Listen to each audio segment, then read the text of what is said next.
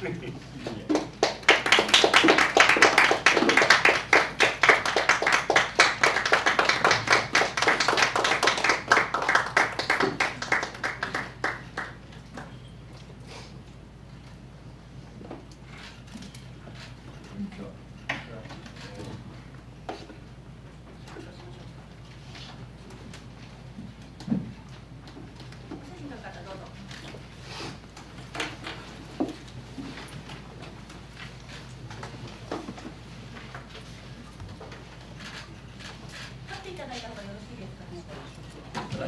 い、すみません。はい。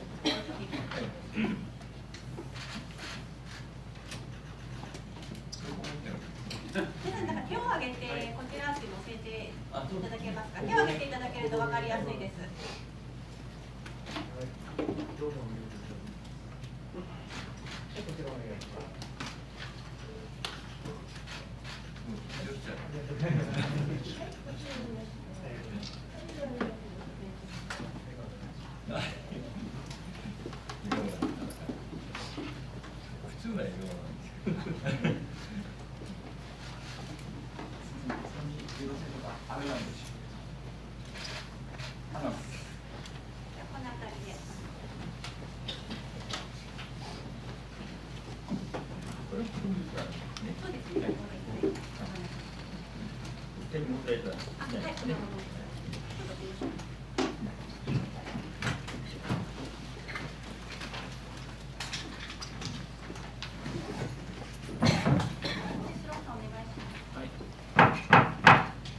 Ladies and gentlemen, fellow journalists, welcome to the Foreign Correspondents Club of Japan. I'm Dan Sloan, president of this organization.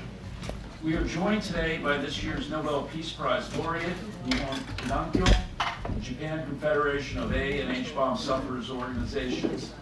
On its behalf, Terumi Tanaka, co-chairperson of the organization, is with us today. His organization won the prize for its efforts to achieve a world free of nuclear weapons. In our conversation before today's event, Mr. Tanaka told me that this is his third visit to the FCCJ, the first at this time. So we are absolutely delighted to welcome him with the news of the Nobel Prize. On behalf of the FCCJ, we extend our full congratulations to he and members of Hidankyo. The organization was formed mainly by Hibakusha in 1956, 11 years after atomic bombs were dropped on Hiroshima and Nagasaki. The group has called for abolition of nuclear weapons and expansion of legal support for the Hibakusha. Our guest today is a 92-year-old who has spent nearly 7 decades with the organization. In 1945, he was a first-year junior high school student reading a book in the second floor of his Nagasaki home when he heard an airplane. The blast knocked him out and ultimately left 74,000 dead by the end of 1945 in Nagasaki, while the fatalities from both bombs are estimated to have reached over 140,000.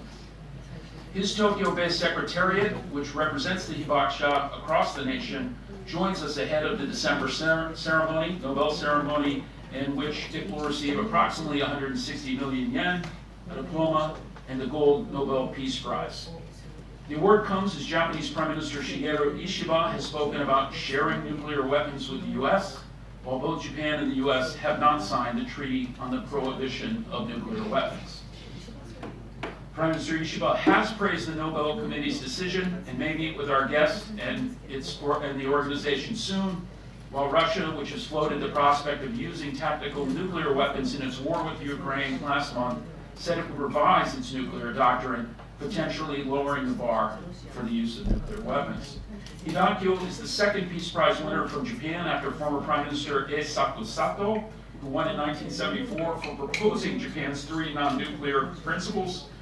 The international campaign to abolish nuclear weapons won the award in 2017. With no further ado, Hidankyo co-chair Terumi Tanaka. Thank you, sir.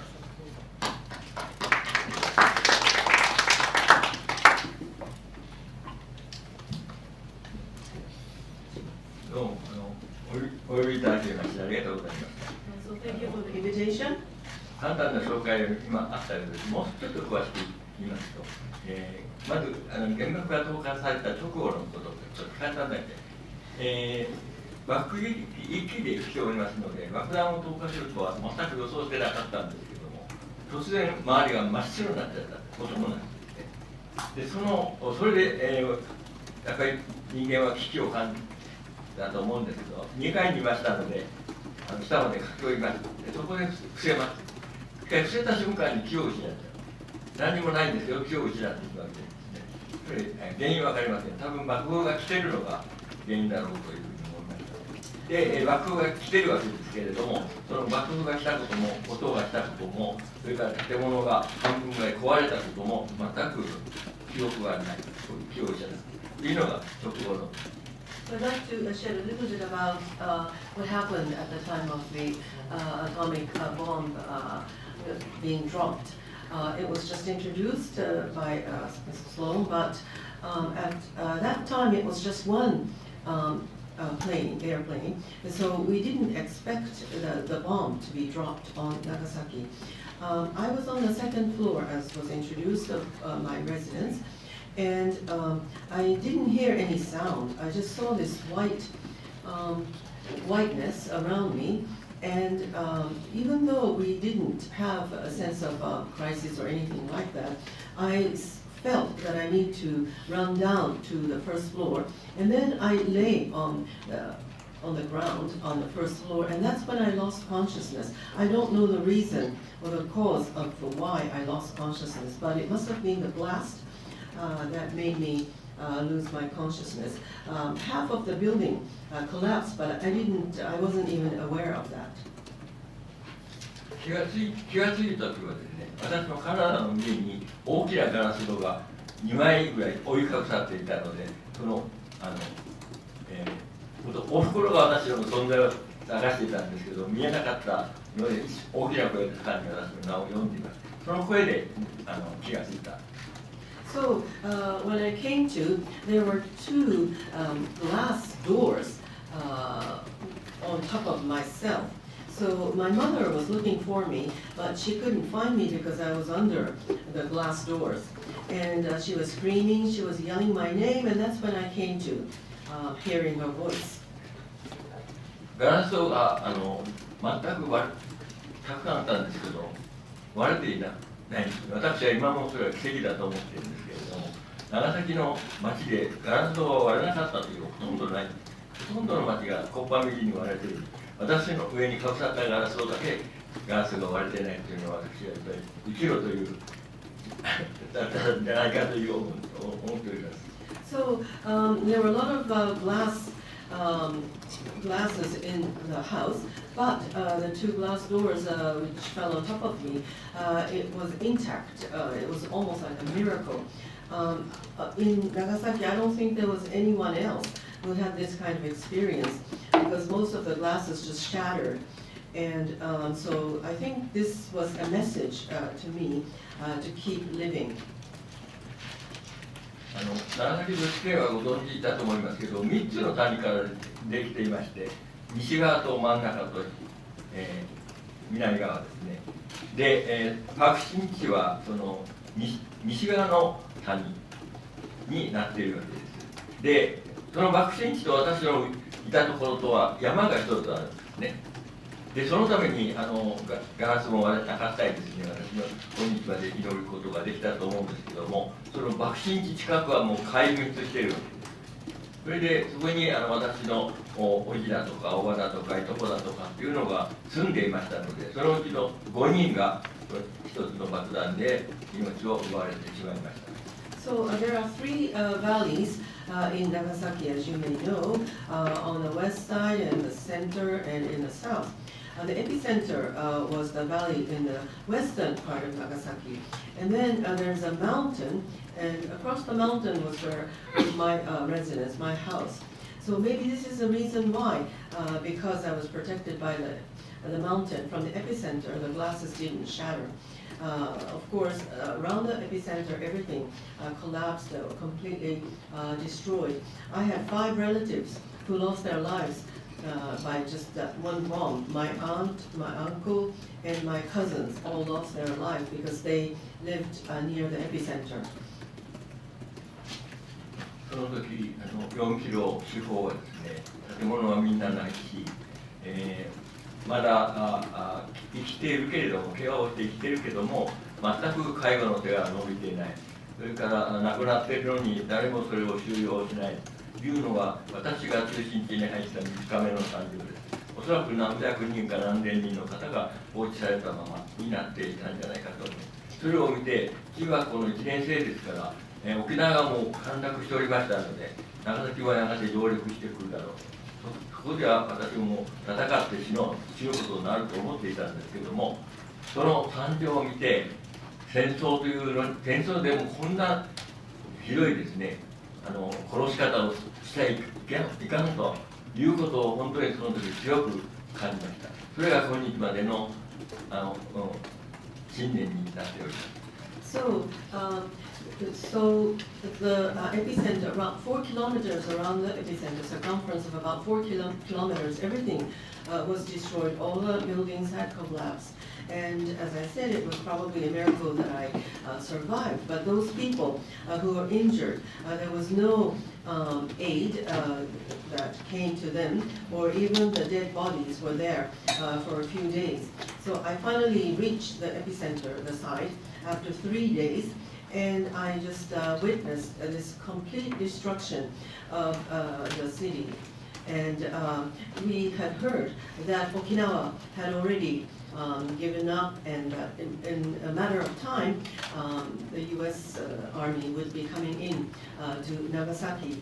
And I thought, I was determined that I would fight until death. But when I saw the devastation in the epicenter, around the epicenter, I felt that this is no way to die, or this is no way to kill a human being. And so I thought, oh, this is a message for me that I need to convey this message to the rest of the world. And this is the reason that I have been able to maintain the conviction that I have today. 原爆の直後のことをお話しするとですね、長く時間がなってどれくらいあっても足りませんので、次にノーベル賞と関わりのある、日本被団協の組織とその運動のことについてご紹介したいと思います。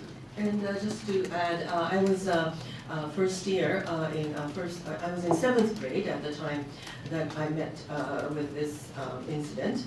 But it's going to, I could spend hours and hours talking about exactly what happened after the bombing, but because of time constraints, I'd like to switch to the Hidankyo, explanation about the Hidankyo, and the organization which won the Nobel Peace Prize this time. このための選考の委員長の説明ですね。受賞させた理由という説明文を読みますと、簡潔ですけども、非常によく理解をされている。組織のことについてもですね、よくわからない言葉できちんと正しく押さえていらっしゃる。私の感激する推薦文になっておりますけれども、その組織のことをちょっとお話します。So the recommendation by the Nobel Peace Prize Committee Chairman was very succinct but very accurate. It seems that they understood about Hidankyo very well, very accurately, and in a very short sentence or passage they explained about our organization, which I'd like to elaborate a little bit. 先ほど司会者からご説明ありましたけど、日本被団協が結成されているのは、1956年で、原爆が投下されたのは45年ですから、その間11年が経っているわけですね。その11年、被爆者は何をしたかということですけれども、これは何もできなかったというのことです。で、苦しい老期に対する手当も十分できなかったし、おまわりに要求助けてくれという要求もできなかったということです。その第一の原因は、7年間占領下にあって、被爆者が被爆の状況を口外することが禁じられたんですね。話してはいけない、書いてはいけない、いうことがありましたね。どんなに苦しくてもこれが原爆のせいだということができなかったというのがもう一つあります。それから、解放されてもですね、3年間今度日本の政府は何もしなかった。広島長崎被爆者に対して何もしなかったんですね。被爆者よりも再建、建物、町の復興の方が優先されたということであります。So the organization was founded in 1956, 11 years after the bombing in 1945. However, those of us who were victims of the bomb, we could not do anything, and people who were suffering from various diseases were unable to even speak up for 7 years because we were still under occupation. And we were prohibited from writing about the bombing or even speaking about the bombing. And even after the occupation ended, for 3 years, the Japanese government did not support or do anything to support the Hibakusha.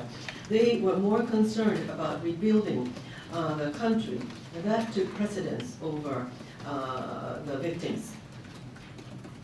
おそらくアメリカ政府は占領軍まででいいんでしょうか、その投下した爆弾の結果がですね、国際人道法には反するということは分かったと思いましょうし、そういう惨状が日本の国民の間に分かると、占領政策がうまくいかなくなると、そういうこともあったろうと思います。とにかく、被害について、口外することはできなかったという辛い、それは被爆者にとっては辛い10年間であったわけです。So I believe that the occupying U.S. government, they saw the results of the bombing, and they immediately understood that this goes against international humanitarian law, and so they did not want the victims to speak up about this atrocity, and the same went in a way with the Japanese government.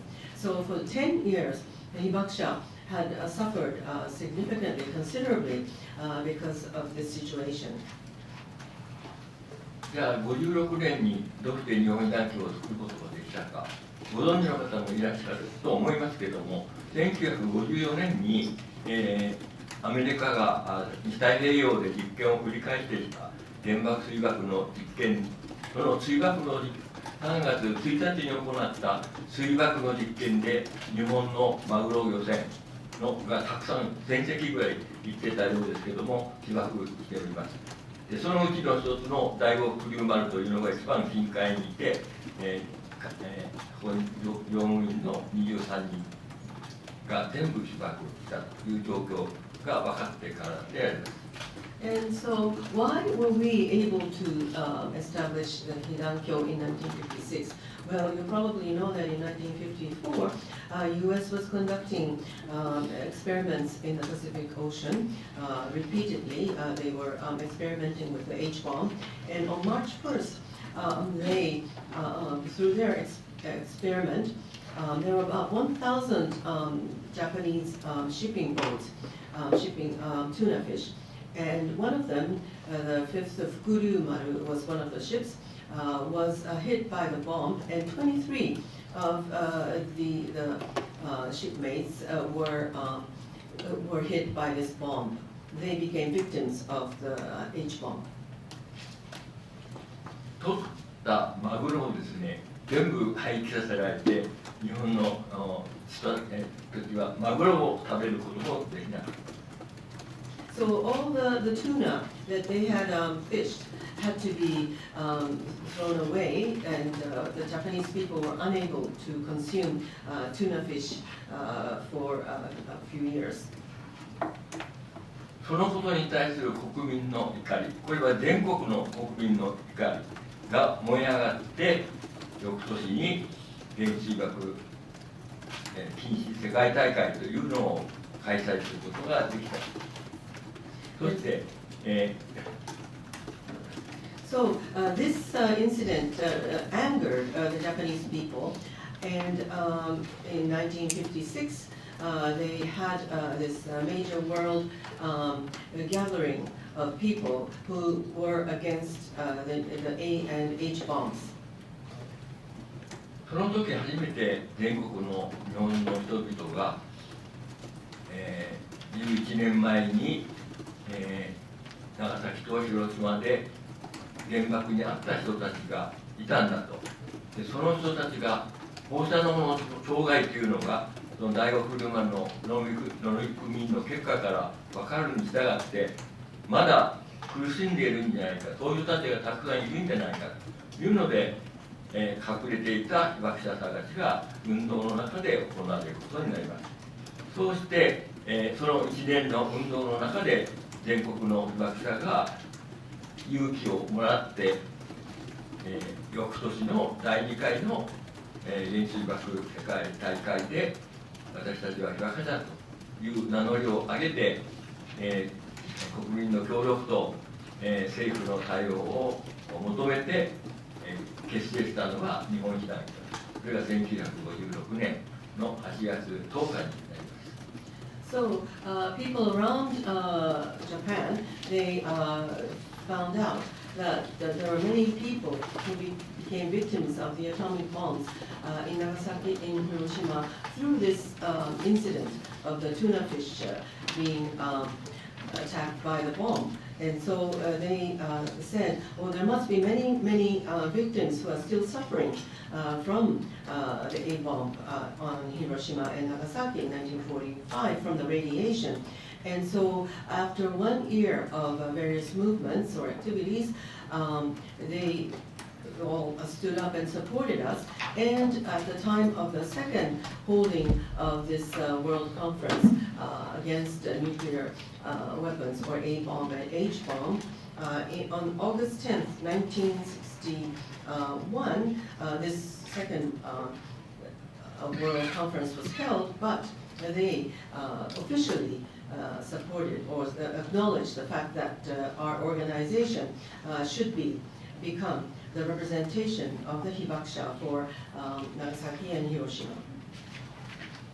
その時にまだ結集できた被爆者は全国的にそんなに多くはないんですけれども、各県ごとに、被爆者の会を作ってその協議会として出発するというのが、日本被団協の発足のシステムだったんです。So we tried to get as many people as possible who are victims, but not everyone spoke up in the beginning. But we tried to organize a group in each prefecture in Japan of the Hibakusha, and started by having like a consultation committee for the Hibakusha. That was the beginning of this organization. 従いまして、日本被団協というのは47都道府県に在住している被爆者がそれぞれ自分たちの会を作って集まっているというものであります。So in the 47 prefectures in Japan, they have these associations of the Hibakusha, and together this association has grown or has become the Hidankyo, Nihon Hidankyo that it is today. That we have today. 次は被団協が結成されて、直ちに政府に対して援護の要求を始めるわけですね。もう毎回被爆者の集まる被爆者が多くなっていて、政府はほっとくわけにはいかないということで、あと、翌年のですね、1957年に初めて日本政府が被爆者に対する援護を開始。法律を作るわけです。So eventually, I mean, everyone got together and started lobbying to the Japanese government for support. And so, since the movement grew to a certain extent, the Japanese government could not ignore the victims anymore. And in 1957, for the first time, the government decided to have a law that would support the Hibakusha. 結成宣言というのがあるんですけど、いつも私たちが引用するんですけども、長い宣言なんですけども、最後にですね、私たちは今日の集まりで亡き人々を偲び、また長い年月の限りない思いを互いに語り合いました。で、いろいろ言って最後にですね、世界に訴えるべきは訴え、国家に求むべきは求め、自ら立ち上がり、互いに愛、救う道を講ずる。そして私たちは自らを救うとともに、私たちの体験を通して人類の危機を救おうという決意を表されています。ここで初めてもう人類を救うんだという気持ちで結成をしたという。So when Hidankyo was founded, we came up with this proclamation. It's a long proclamation, so I'm just going to quote parts of it. It says, we have at today's gathering commemorated the dead and talked of the inexpressible sentiments piled up in these long years. And then we would appeal to the world what we must, what we would demand the Japanese government to do. We would arouse ourselves and save ourselves. And these talks would provide an occasion to consider the action that we should take in the future. そこで作られた法律は、原子爆弾被爆者の、医療に関する法律というのができるので、私どもは原爆医療法と訳してずっと、名乗ってきました。And through these activities, the so-called the law that was enacted at the time is called the medical aid for the hibakusha, which was the support that the Japanese government decided to provide to the victims. 名前は立派なんですけども、中身はほとんど何もないというのが最初の法律です。ご紹介しますと、被爆者というのを定義する、4つのカテゴリーを作って、被爆者健康手帳を交付する。その健康手帳を交付した被爆者に対しては、無料で健康診断を行う。無料で健康診断を行う。これだけです。これが一つです。So even though the name, the medical aid, sounds quite impressive, it actually didn't have much substance. They said that there would be 4 categories to define hibakusha. The first one stated that the hibakusha are able to receive physical checkup for free. That's all it said. もう一つは、その時は厚生大臣が原爆かかっている被爆者の病気が原爆症と認定できれば、その人の医療費は全額国が支払うというものです。And the other point that this medical aid stipulated had to do with the medical expense of the hibakusha. If it is determined that the particular symptoms or disease is caused by the atomic bombs, then they can receive treatment for free. 原爆症ということ自体がですね、まだ十分に解明されていないときにそういう制限をつけられますので、もう数十万まだ生き残っていた被爆者の本当のもうごくごく 1% も満たない人しかこの該当者にはならない。あとは健康診断を受け入れるというだけだったんですね。So at the time, there was no clear definition about what these atomic bomb symptoms would be, or the symptoms from the radiation would really entail. Therefore, less than 1% of the actual victims were able to receive free medical aid compensation from the government. The rest were just exposed to these routine physical checkups. ほとんどの他の被爆者はさまざまな病気をもう抱えていたわけですね。だけどもそれに対しては何にもない。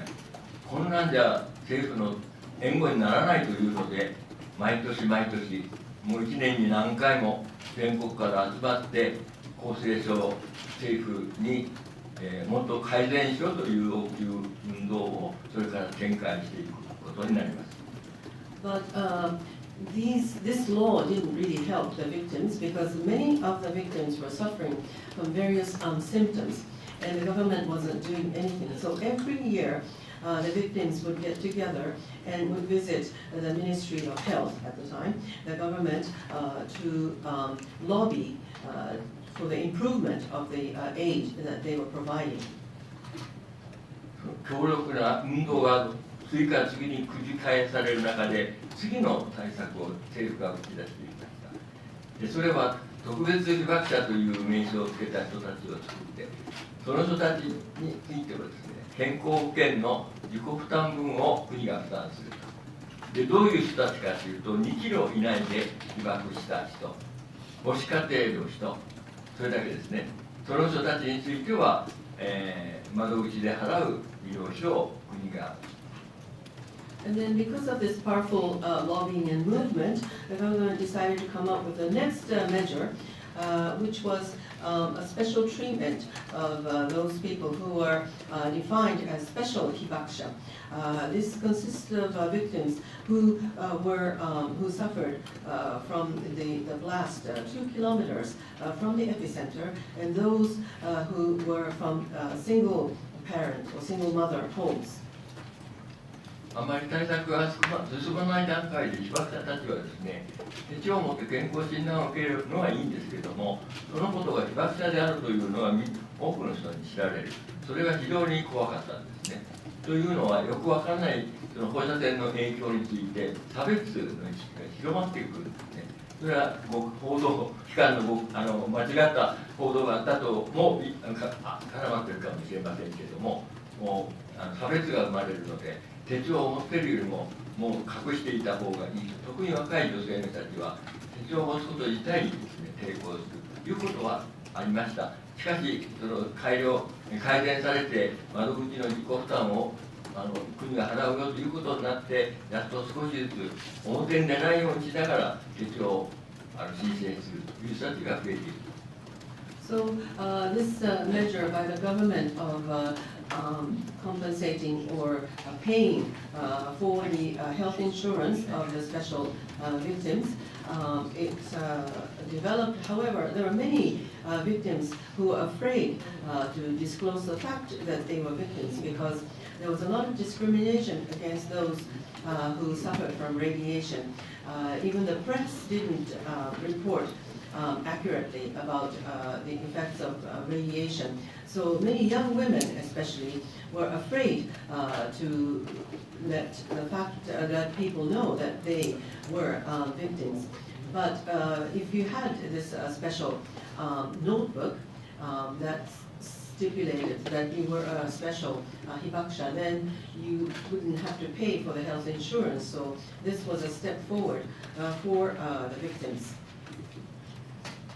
それからもう少しでですね、もう一つの法律ができて、それは生活も大変だと被爆者たちはということが分かってきましたので、原子爆弾被爆者の特別措置法というのが何だか分かりませんけれども、各種健康が優れない場合には健康管理手当とか、それから緊急的な保険手当だとかですね、そういう手当ですね、生活に対すること援護というか、その2つが出来上がって、それをめぐって私たちはさらに対策の改善を求めていくというのが一つの大きな運動の中で、もう一つは時間がなくなってきましたけど、核兵器をですね、人類を救うといった核兵器を廃絶のための運動を同時に並行して大きく展開していくということであります。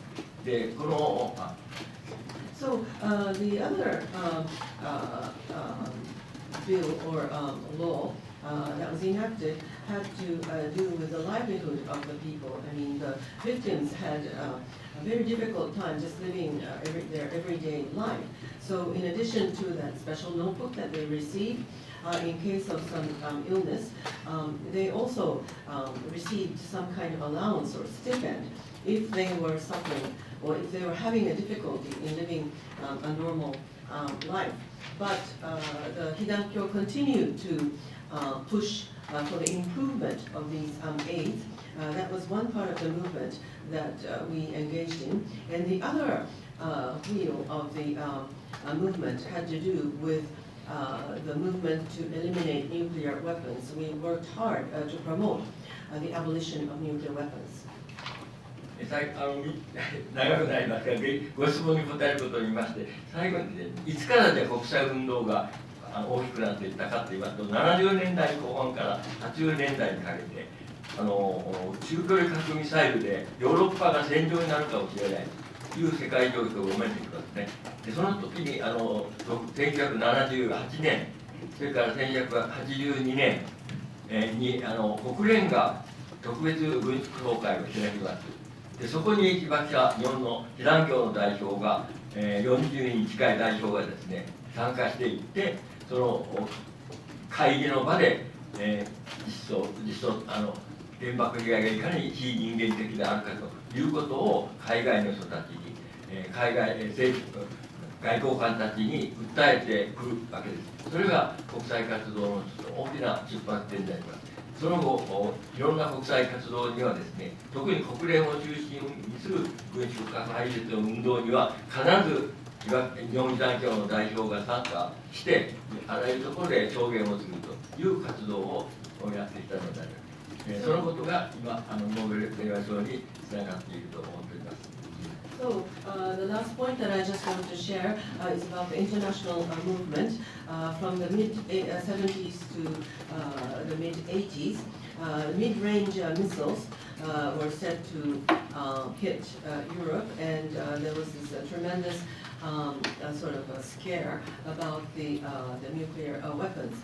And so they held one of the first disarmament conferences at the United Nations in 1978, and also the second one in 1982. And for the first time, 40 representatives of Hidankyo were invited to the disarmament conference to share their testimonials.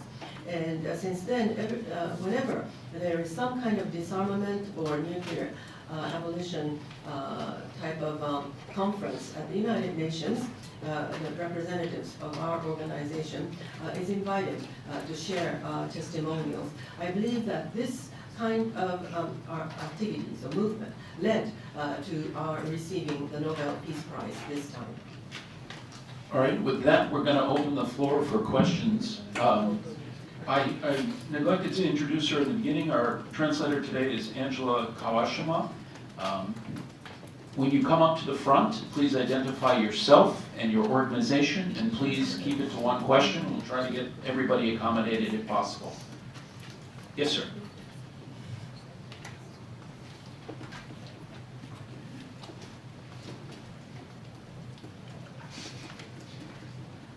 My name is 高谷西村。Let me ask in Japanese. 日本語で伺います。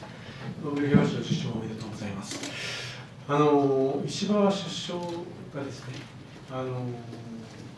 ウクライナは NATO に入っていればロシアから侵略を受けなかった、NATO に入っていれば核抑止が効いてですね、それで、受けることがなかった。だからアジアにも NATO が必要だという議論を訴えておりますけれども、この議論は被団協の議論と相入れないところがあるんじゃないかと思います。被団協としては核抑止は機能しないという立場を取られていると思いますので、被団協として首相にですね、それは間違っているということを申し入れるといったことは考えていないでしょうか。So, first of all, congratulations on receiving the Nobel Peace Prize. Mr. Ishiba, Prime Minister Mr. Ishiba mentioned that Ukraine, because they had not been a member of NATO, they were invaded by Russia. In other words, nuclear deterrence didn't work in that case. So, if you think about that situation, then maybe we do need an Asian version of NATO. Well, I believe that this argument is completely opposite of what Hidankyo is trying to advocate. Would Hidankyo be expressing their concerns to the Prime Minister? ロシア超大国ですね、核超大国、我々はアメリカとロシアがとにかく速やかに減らしていかなきゃいけないということを要求しているわけです。で今回の場合には核を使うこともあるということをプーチン大統領は言明を持って侵攻しています。これはもちろん、だから、被団協はすぐ抗議しています。で、学者たちは、核兵器は使ってはならない兵器なんだと。それを、だからなくせということを求めて今まで運動してきたと。でそれを持っている超大国の、ロシアがですね、使うということまで言って、侵攻するというのは本当に間違いであるという抗議をしています。ただ、それに耳を傾けてくれないというのもありますし。はい。Well, of course, Russia and the U.S. are one of the two of the superpowers who have nuclear weapons, and so we have always been advocating for nuclear abolition as well as to decrease nuclear weapons. But Mr. Putin has indicated the possibility of even using nuclear weapons this time. So we have expressed concerns, and the Hidankyo has always stated that the nuclear weapons is something that should never ever be used. However, what we advocate is not always listened to. 国際司法裁判所もですね、核兵器は人道に反するということで、国際条約に違反する兵器だと言ってますよね。ただ、条件がついて国の存亡が関わるときには判断しないという条件をつけたためにですね、それを理由にして、日本も容認してますよ、核武装ですね。で、ロシアもそのことで持ってているんじゃないかと。しかも、使うということを言ってますので、皆さんはですね、いろんな人たちは私に、じゃあ、ロシアはどういう時に、核兵器を使うんでしょうかというふうな質問が来ました。で、少なくともロシアが本当に滅びると、それは負けると、プーチン大統領が考えたときには、使うことは十分あるでしょうという答えをしていますけれども、今の情勢を見ると、勝つか負けるかという条件がですね、小さな、国の存亡ではなくて、ある地域の戦争の中で、絶対勝たないと思ったときに使うかもしれないし、というのは、私は個人的にですね、被団協の考えでも、個人的に対応を取れてくる。So even the ICJ has said that the use of nuclear weapons goes against the Treaty on International Humanitarian Law. But it also stipulates that if the survival of a particular nation is at stake, then under special conditions, maybe its use can be permitted, which I don't think I can endorse at all. Even the Japanese government has more or less endorsed that. And of course, Russia has too. So I think Putin is saying that if there is a possibility that Russia would may be defeated in this war, he may resort to the use of nuclear weapons. But this is something that I cannot endorse, nor can I understand personally. This doesn't seem to make sense at all. All right, next question, please.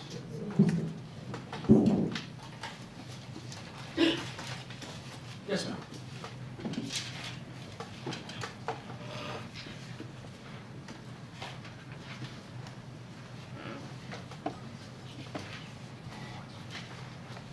時事通信の茶谷と言います。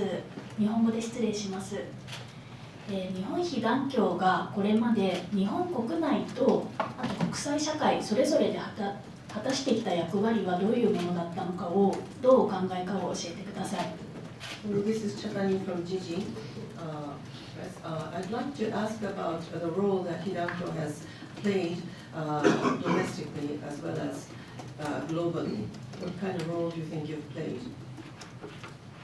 まず国内ですけれども、日本の政府もですね、必ずも核政策を否定はしてません。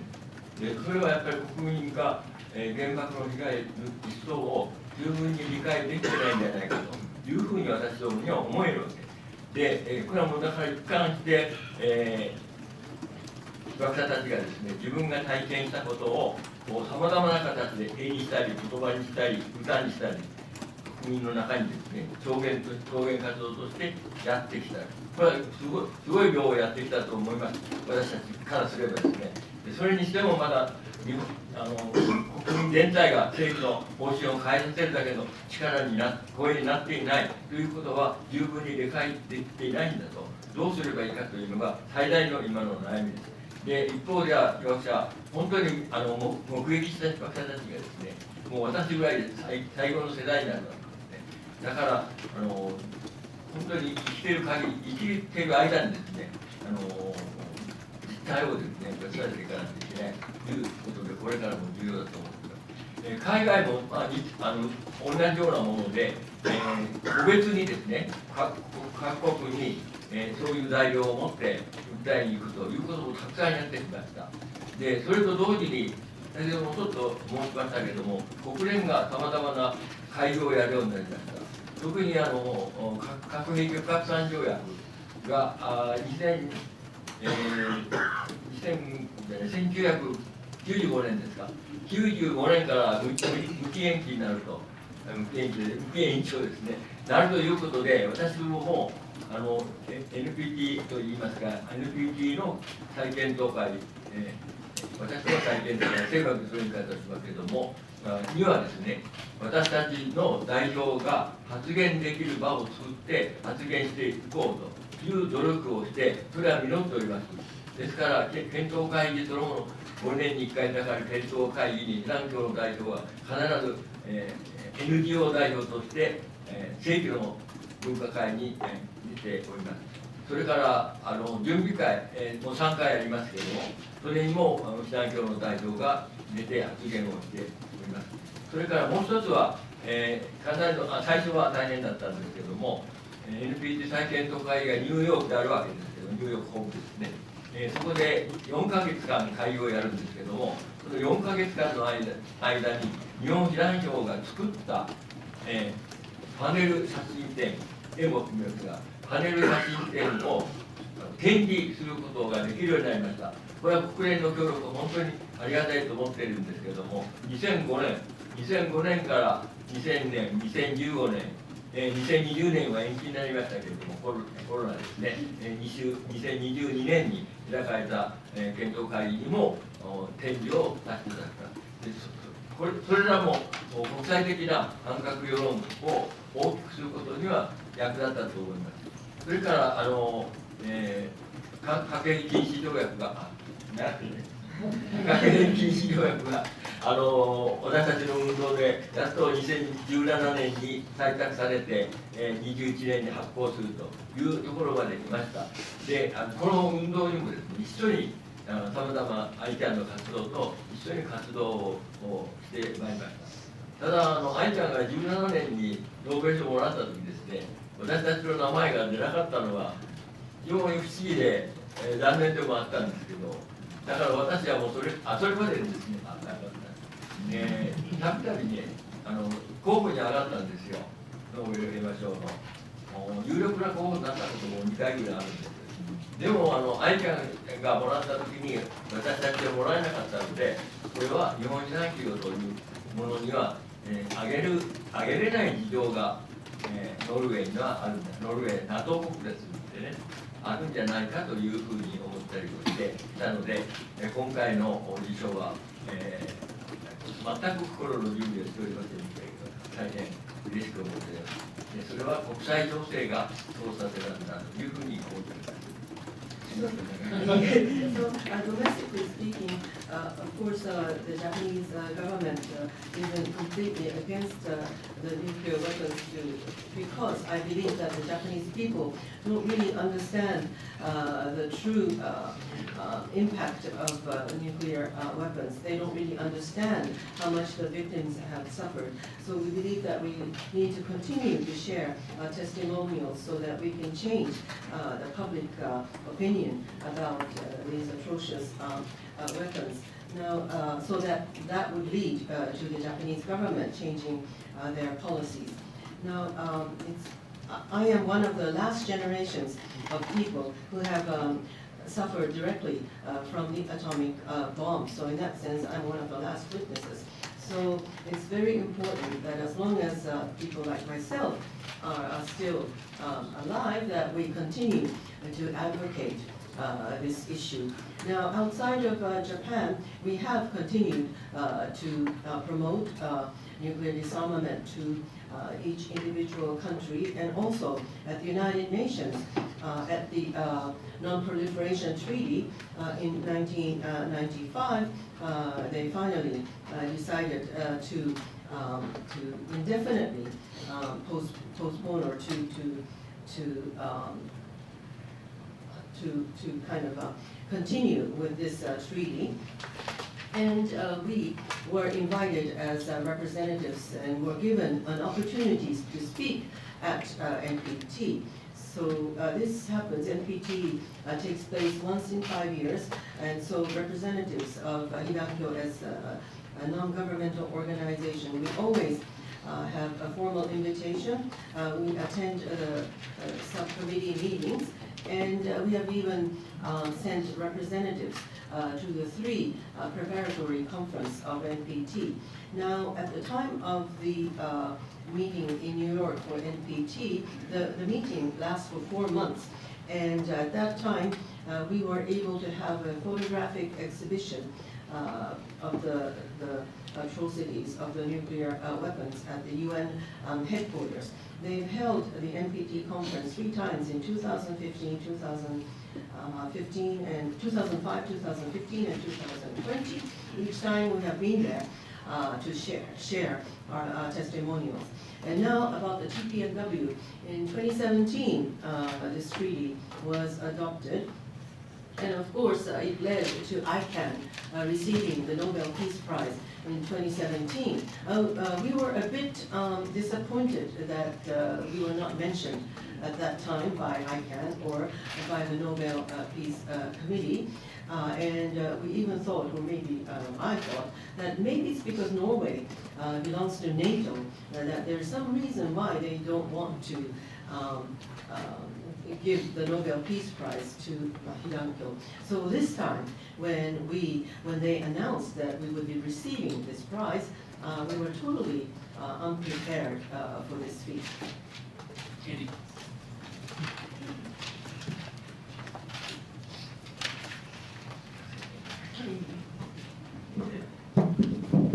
Hi, this is Andy Sharp from UK Asia. Congratulations on the award, and thanks for coming today and sharing your story. 2 very short questions. First one, if Japan were to give up the protection of the US nuclear umbrella, are you not concerned about Japan's future security situation amid the threats from North Korea and potentially China? And the second one, very quickly, what is your message to the Japanese government on signing and ratifying the Treaty on the Prohibition of Nuclear Weapons? Thank you.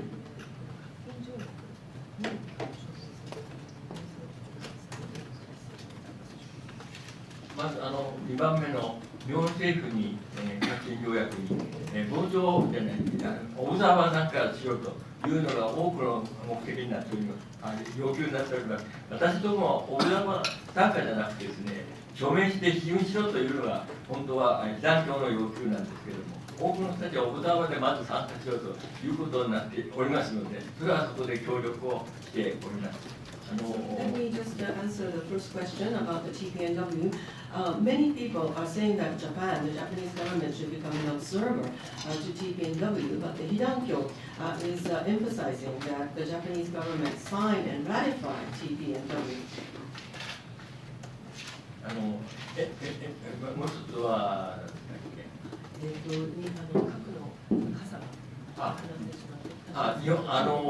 日本はアメリカの核の傘に頼ってますね、全面的に。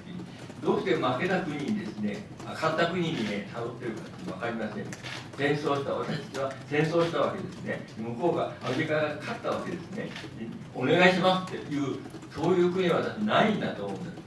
大変私は残念に思っているんですけども、頼るのではなくて、戦争を忘れてないと自分たちが負けたんだからですね、どういう戦争をやって負けたということを分かっているわけだから、戦争をすべきでないというのは国の方針にならなければいけないと思っております。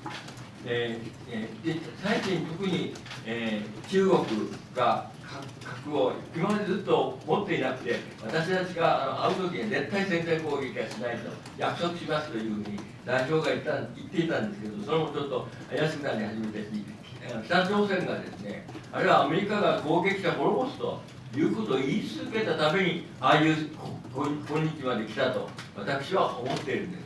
だけども動き出しているのは止まりませんから、北朝鮮大変危険な国にはなってきたと思いますけれども、どうして日本を攻めると思いますか？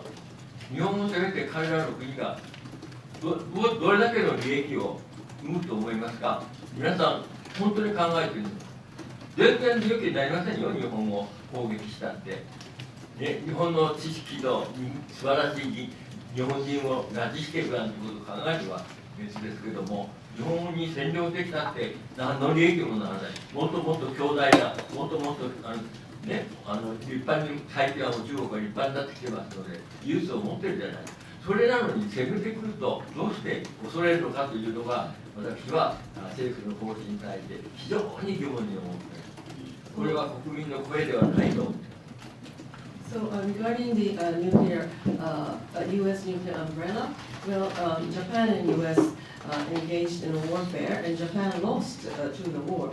And so I don't understand why Japan needs to ask the victor, the U.S., to protect us. I mean, we were defeated in that war, so I don't understand why we should be asking for the U.S. Support in that sense. And so that's one point. And regarding China, well, in the past, they kept saying that they would not resort to the first use of nuclear weapons. That's their policy. That's what they've been saying. But maybe the policies are changing. And North Korea is also a very, very dangerous country. But, and maybe they are advocating use of nuclear weapons because they've been repeatedly attacked verbally by the U.S. that they would be completely destroyed. Well, I'm wondering what kind of benefit there would be for China or for North Korea to attack Japan. Do they want to abduct Japanese engineers, or do they want to steal Japanese knowledge? Well, I think China has developed significantly. They have wonderful technology, so I don't understand why they would even want to attack Japan. So I believe that the so-called nuclear umbrella of the United States, I don't know if this is the consensus of the Japanese people. Okay. We have limited time. I'd like to just get one clarification, if I could, Tanaka-san. You mentioned that you're among the last generation of those that experienced the nuclear bombings of 1945, and I assume there's some others. But can you identify how large your organization is now and how it will continue into the future when it's almost 80 years since the end of the war and 70 years since the launch of your organization?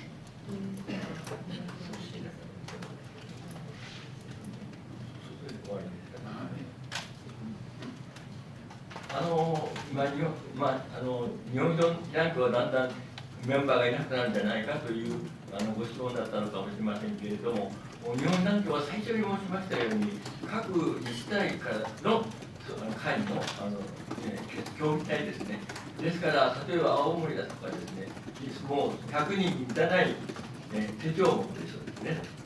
人たちがしかいない県は会が成り立たないという状況になっていますので、被団協の47都道府県メンバーから青森で残ってますけれども、落ちてる県が10県近くなってきております。で、後残りをどうやって支えていくかということですけれども、私どもは2世はですね、明らかにやはり原爆の被害者でありますけれども、直接の形ではないけれども、遺伝を通して、あるいは精神的な負担を通して、被害者でありますよと。で、だから私たちの一世がやってきた運動をぜひ継承してほしいと。